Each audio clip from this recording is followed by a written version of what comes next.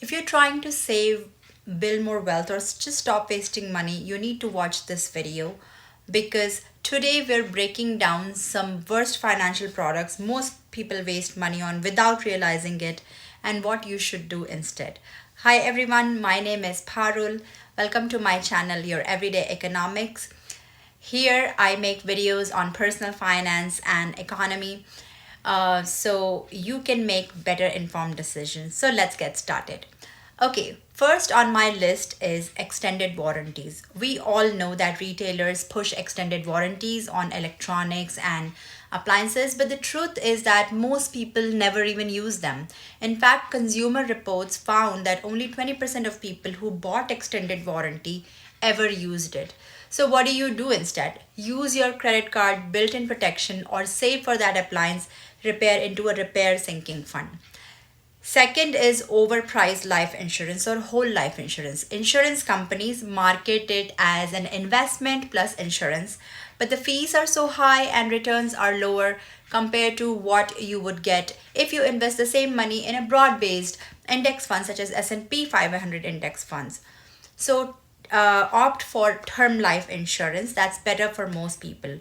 The premiums are lower compared to whole life insurance and it does what it says.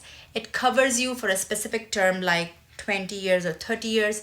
And after that, most people have 401k retirement funds, etc. that can take over.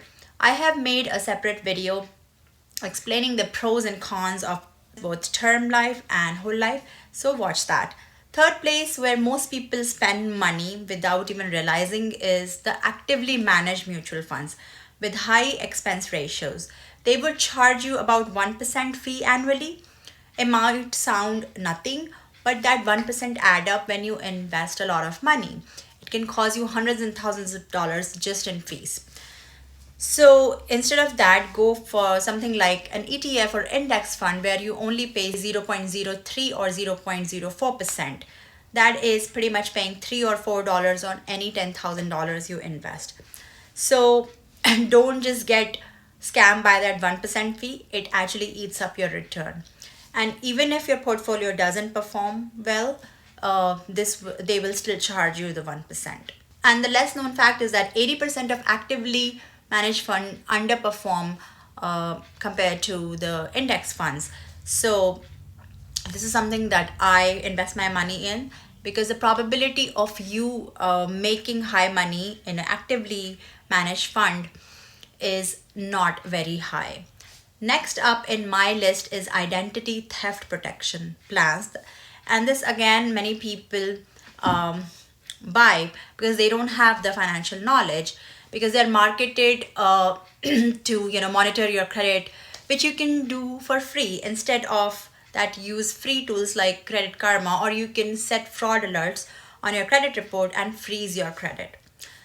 This one is another common one, which is store credit cards. Now they will offer you 20% to open the account in Macy's or Kohl's, but they carry interest rates over 25%. So the lending report says that average APR for store credit cards is 30% and above right now, which is even higher than your regular credit card. I would say to stick with simple cashback credit card. This is the one I use. This is the Citibank MasterCard. It gives me 2% on any transaction and I make sure to pay it off monthly so that I don't incur the heavy interest rate. So that is the most important thing. Next in my list is private mortgage insurance, and we made that mistake when we bought our first house. We didn't have enough save for 20% down, so we ended up paying a mortgage insurance which cost $100 each month and it had no benefit to us. So before you buy something big like a house, you have to ensure that you have 20% saved if possible, and otherwise you refinance once your equity hits 20%. This way you can save a lot of money over the course of the loan. All right, seventh in my list is the subscription services that you don't use. We all make that mistake. We would get a gym membership, some apps, and whatnot like streaming services, but we don't realize that many of those things we don't use on daily basis.